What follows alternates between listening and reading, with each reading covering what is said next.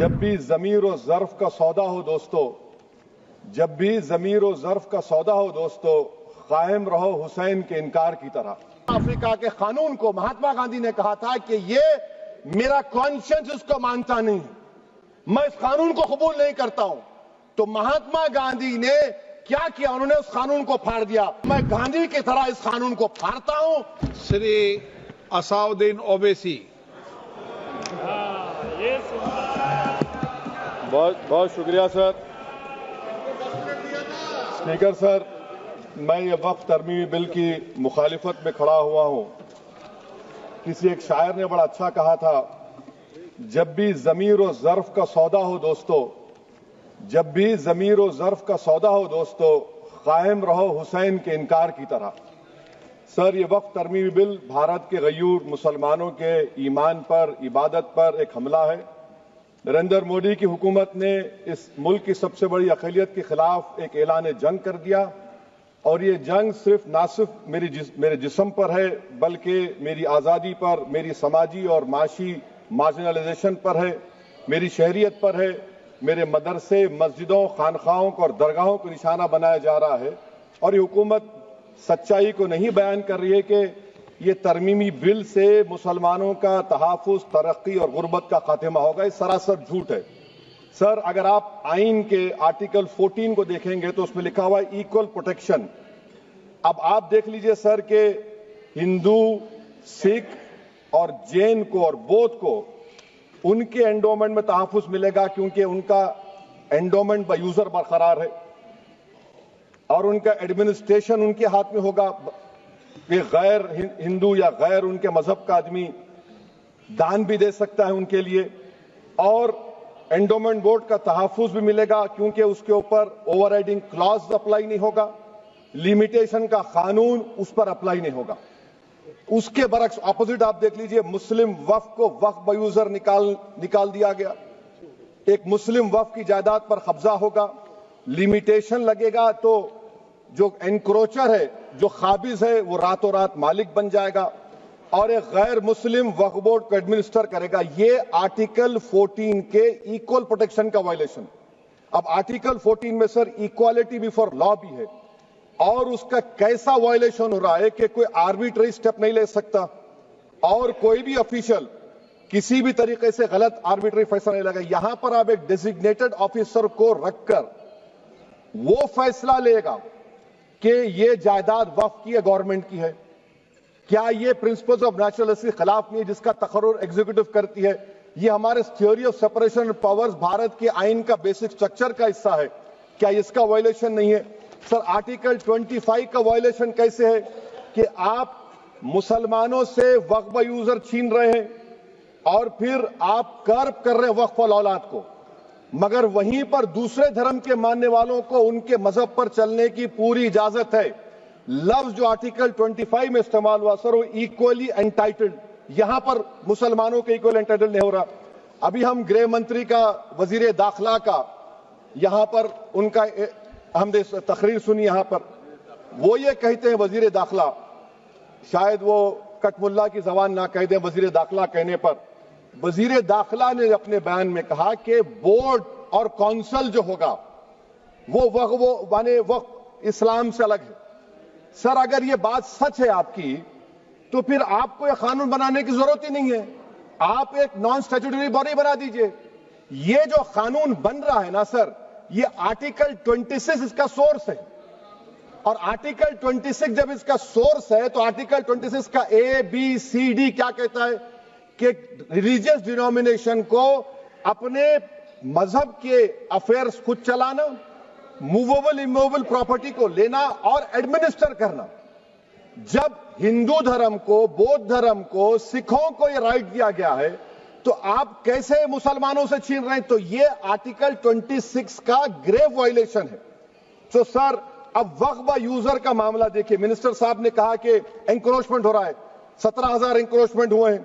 तो यही नरेंद्र मोदी की हुकूमत ने 2014 में उस वक्त के मंत्री ने एक Waqf properties eviction of unauthorised occupants bill को इंट्रोड्यूस किया। आपने विड्रॉ कर लिया 2024 में उसको। क्यों विड्रॉ किया सर आपने? जब आप मान रहे थे कि एंक्रोचमेंट हो रहा है तो आपने बिल को विड्रॉ कर लिया।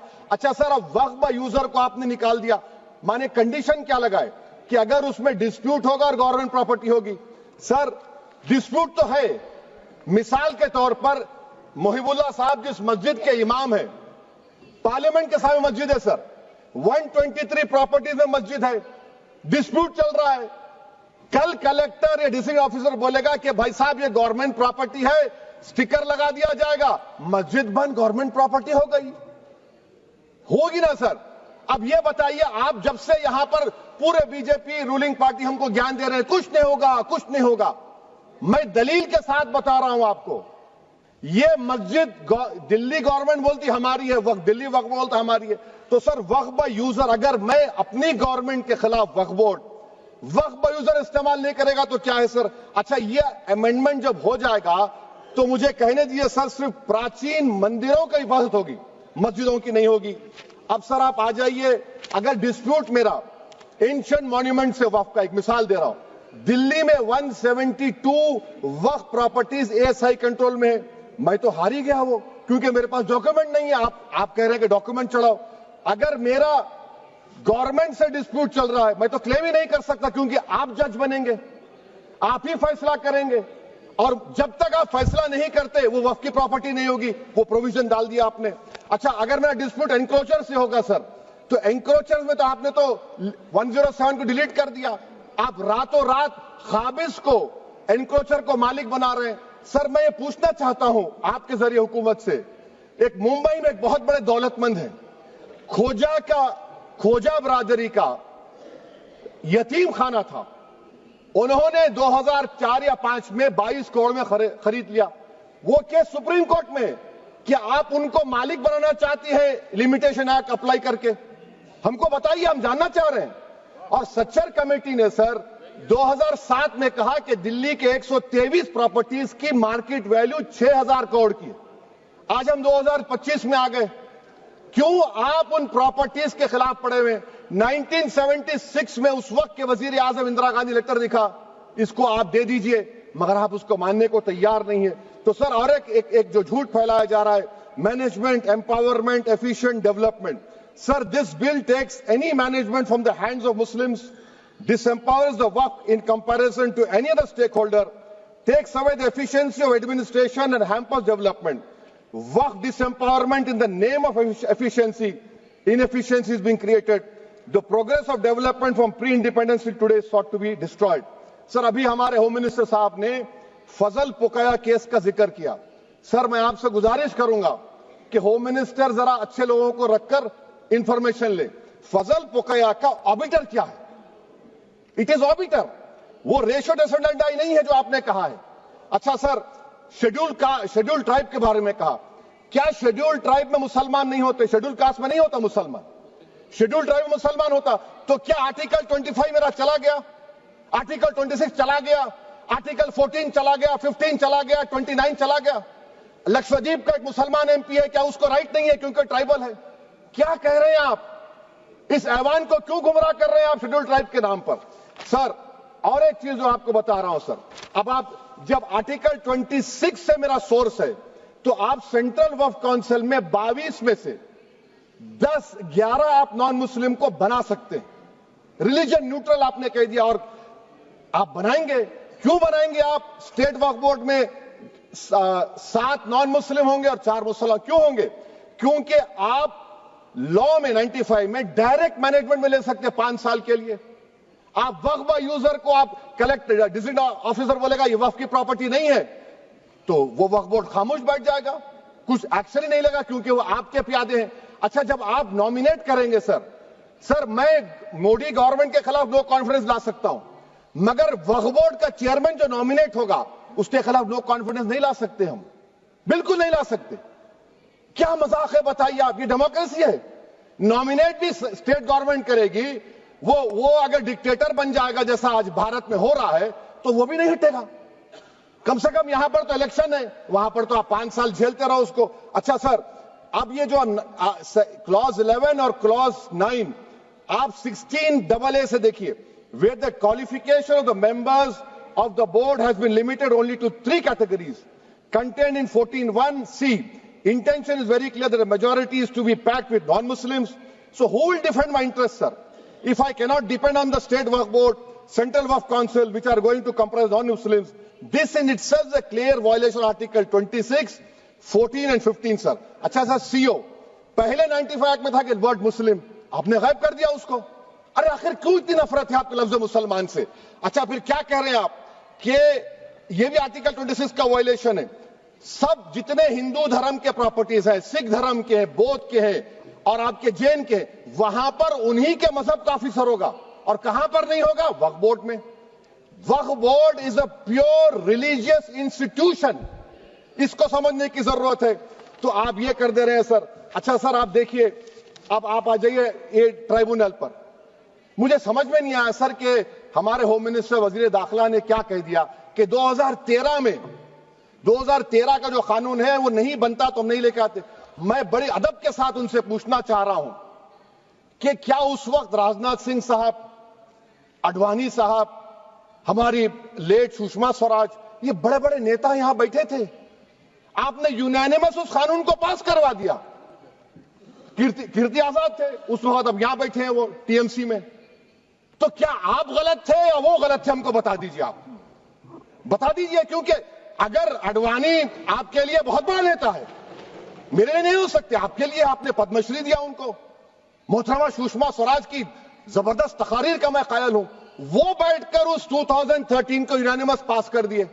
मुझे कंफ्यूजन है कि क्या अमित शाह, नरेंद्र मोदी बड़े हैं या अडवाणी बड़े हैं? आपके लिए आप तय कर लीजिए। अच्छा सर, आपके tribunal sir, railway Clements tribunal, NGT tribunal, income tax, वैसे 14-15 ट्राइब्यूनल है। हिंदू एंडोमेंट का ट्राइब्यूनल, सबका अपील नहीं होती, रिव्यू होता है। गृह मंत्री सरकार कह रही है कि नहीं, रोक दिए, रोक लगा। कैसे रोक लगाते हैं? रिव्यू और अपील में तो फर्क होता है ना सर। आप ही कह रहे हैं कि पूरे कोर्ट्स में बैकलॉग है और आप अपील कर रहे हैं। अच्छा सर, रिटायर्ड डिस्ट्रिक्ट जज 95 में सिटिंग डिस्ट्रिक्ट जज था, जो एडमिनिस्ट्रेटिव कंट्रोल था सीजीआई साहब, उसको निकाल दिए। अच्छा सर, अब आप अभी हमारे मंत्री साहब ने कहा trust, sir Shri Sai Baba trust 2004, वो ये कहता है जो ऑफिसर उसमें काम करता है उसको साई बाबा का डिवोटी होने चाहिए और उसको डिक्लेरेशन लिख के देना पड़ेगा। यहां पर हो रहा तो यहां पर क्यों नहीं हो रहा? अच्छा सर, आप फिर देख लीजिए, ये आपका हो गया सर। हां, अब अमित शाह साहब ने सेक्शन 2A के बारे में कहा और उन्होंने इस बात का इकरार कर लिया कि दाऊदी बोहरा के लिए यह बनाया गया है। मगर मैं आपके जरिए से गवर्नमेंट से पूछना चाह रहा हूं, आपने तो उस प्रोवाइजो में दाऊदी बोहरा का नाम ही नहीं लिखा। आपने उनको भी थैंक यू कर दिया, उनका नाम क्यों नहीं लिखा आपने? और सर, और गवर्नमेंट क्या कर रही है? आप मुस्लिम समाज में जो बेकार किस्म के लोग हैं उनको एक रास्ता बना रहे हैं, एग्जिट दिखा रहे हैं कि तुम्हें वक्त से बचना है तो तुम्हें ट्रस्ट बना लो। ये क्या कर रहे हैं सर आप? कम से कम उन दाऊदी बोहरा को आप दे देते। अच्छा sir, clause 3V section 36 clause 18 देख लीजिए। Oral Waqf, oral appointment has sought to be discontinued even though it is recognized practice in Islam. Muslim personal law is recognized oral waqf and 1937 Shariat Application Act. Sir, आप clause 39 पर आ जाइए। 5 साल के लिए मुसलमान। मैं किरण रिजिजू से पूछना चाहता हूं, सर दाढ़ी रखे तो मुसलमान प्रैक्टिसिंग है या क्लीन शेव आपकी तरह है? तो बताइए हमको, प्रैक्टिसिंग क्या होगा? अच्छा, किसी को पकड़ के मॉब लिंच कर दिया और बोले कि JSR का नारा लगाया, और वो JSR का नारा लगाया तो क्या मुसलमान रहेगा? नहीं रहेगा। या फिर देश के प्रधानमंत्री ने कहा था कपड़े देखकर पहचानो, तो क्या कपड़े देखकर आप कह देंगे? अच्छा, अगर कोई क्रिश्चियन हिंदू धर्म कबूल करता है तो क्या वो मंदिर को नहीं दे सकता प्रॉपर्टी? फिर भारत के संविधान में आर्टिकल 300 क्यों है सर?